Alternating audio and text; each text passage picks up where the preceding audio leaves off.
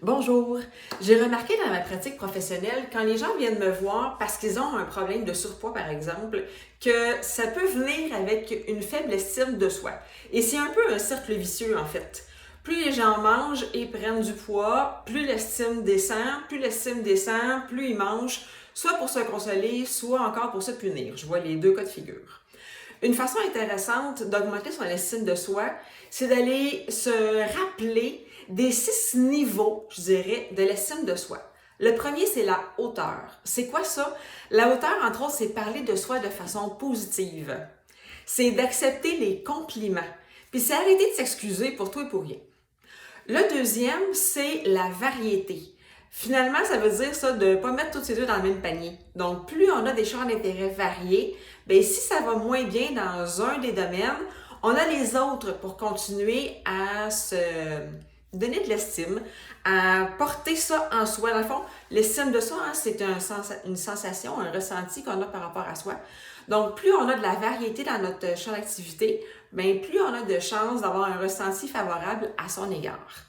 Ensuite, c'est quoi les coûts? Les coûts, en fait, c'est les coûts énergétiques. À quel point est-ce que je mets de l'énergie à augmenter mon estime de moi?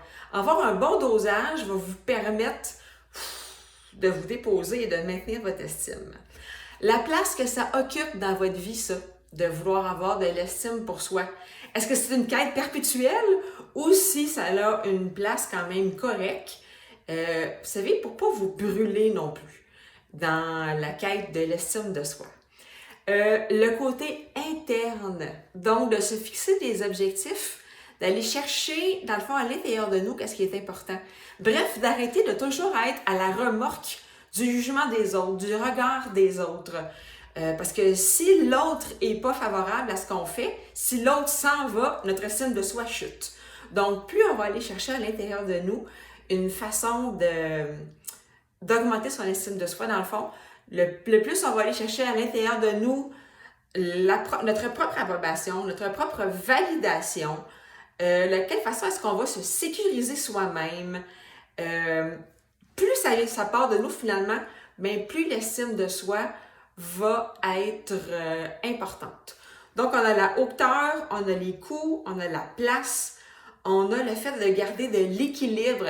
Est-ce qu'on met encore là toute notre attention, toute notre énergie dans un seul champ d'activité, par exemple, tout notre travail? À ce moment-là, bien, si ça ne va pas bien dans une journée puis qu'on n'a pas fait de place à d'autres secteurs d'activité dans notre famille, nos relations amicales, nos loisirs, bien, à ce moment-là, bien, tout plante. Donc, d'avoir un équilibre à travers nos différents champs d'activité dans notre vie, donc d'avoir un équilibre dans sa vie personnelle, sa vie professionnelle, sa vie intérieure, sa vie spirituelle, dans ses loisirs, ça va permettre d'augmenter son estime de soi.